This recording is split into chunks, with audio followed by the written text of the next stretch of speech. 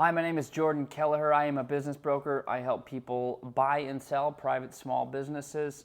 And in this video, I wanted to cover due diligence and what it is, when this phase occurs, and what's happening during the due diligence period. So whether you are buying a business or you're selling your business, I'm sure you've heard this term or this phrase thrown out there a lot. Well, you can review this during due diligence, or I've entered the due diligence phase, or maybe you have a buddy who sold their business and they said due diligence was a headache, right?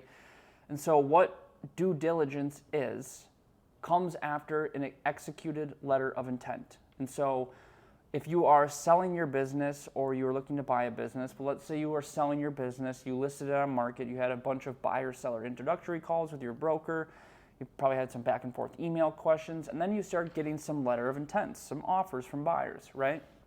And once you accept a letter of intent, you enter the due diligence phase. And due diligence can last anywhere from, usually it's 30 to 60 days, right? So a month, 2 months long of due diligence. Now I've seen on smaller deals around 15 days, and I've seen it go up to 45, 90 days, which are a little bit larger transactions.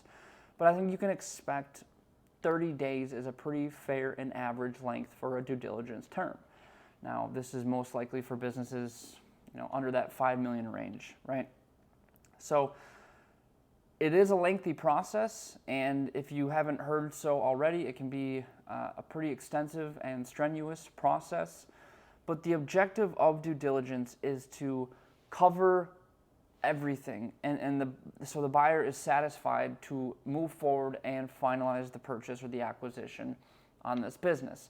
And so this is essentially the time where the seller, you the seller, may open up your books completely or open up the business completely for any and all questioning, right? The buyer is really going to want to cross their T's and dot their I's during the due diligence phase.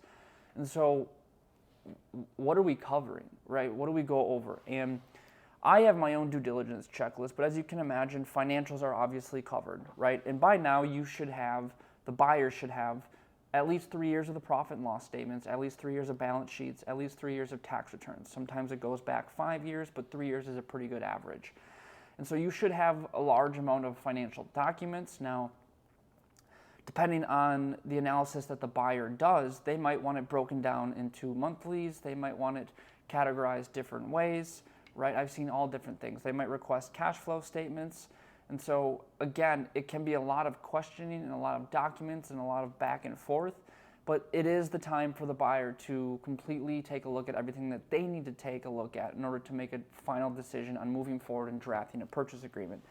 And so here in my checklist, I have pretty much everything I've told you. They're looking at tax returns, P&Ls, possibly P&L monthly breakdown, which I actually like to prefer and request myself, 3 years balance sheets, possibly 3 years of bank statements, accounts payable and accounts receivable, and then there might actually be a quality of earnings report that's requested as well, and typically that will be the buyer's responsibility to purchase, but that's just the financial part of things. And usually this will happen in the beginning of due diligence, and the buyer will sit down and do this with their CPA or a team that they work with and have hired to help them analyze the financials and the tax returns, the cash flow cycles of the business, right?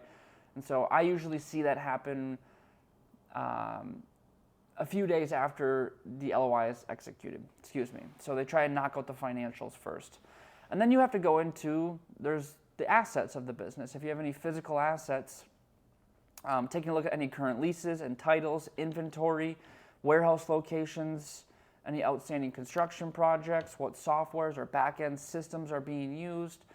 And then you can dive into employees and the organizational chart, right? And so a buyer is really going to want to understand the operational side of things. And so they're probably going to ask a lot of operational questions. Who does this? Who does what? Who are the key employees? What are their hours? What's their pay? Can I look at their W-2s? And so just saying things like that, you're probably going W-2s, but this is a big decision on both ends, on both the seller's part and the buyer's part. And so they need to have a thorough review, and they need to make sure all those T's are crossed and all those I's are dotted. And so it's not uncommon to get a request for a list of employees and organizational charts. What are the owner's roles and responsibilities? How many hours does everybody work? Payroll information, employee tax forms. Are there any employee benefits? Who are the key employees, department heads, leads, operators, managers, right? So they're getting a full breakdown of the organizational chart. Now, hopefully the broker in this situation has broken down a lot of this before getting here. And I'm not saying that this still won't be requested, but that's why a good marketing packet or SIM packet is, it goes a very long way to prevent a lot of back and forth questioning.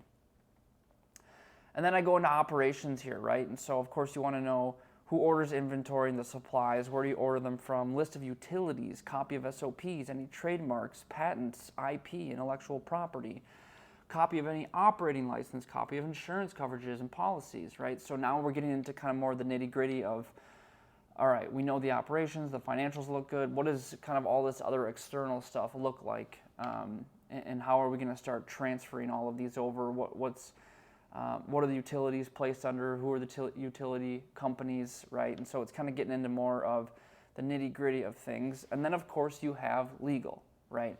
Now, this might be a good time for buyers to bring in their attorney to help them out with, but you more so are wanting to check for making sure everything is up to date for any pending litigation, regulations, licensing. So you just want to make sure everything is up to par, right? I had a client one time that actually had a lien on his business, and we needed to obviously take care of that before we could sell the business, and he did, and it was a successful close. But that's everything that the buyer is trying to uncover. And in that situation, the buyer had asked that, and we had to dig on it and pull some reports, and we ended up finding out that there was actually something on his business, and so we had to get it taken care of and removed. So that is the importance of due diligence, is finding out things like that, because a buyer never wants to buy or assume any liabilities that come with this business, even though the attorney will probably straighten a lot of that out. And then I personally like to ask a lot of other miscellaneous questions of, who does advertising? How long has your website been around for? Are there any other major competitors? Who are your top 10 customers? Can I get a sales breakdown, customer concentration, right? How long have the customers been involved with your business or your company? And so it's just getting a good idea of the relationships with the customers. Is it pretty heavily tied to the owner? That's a big thing you want to find out. So that, in a nutshell, is what due diligence is and what the purpose of it is for, and a little bit of what you can expect to be requested or what to request during due diligence, right? So to sum all of this up, you're analyzing the business as thoroughly as you possibly can, because after due diligence, usually simultaneously, you should be working with the buyer should be working with an attorney to start drafting the purchase agreement, and they should also be working with their lender or the SBA to start getting the loan going, right? The SBA is going to have their own requests on what they need in order to make a decision after underwriting on financing a deal like this.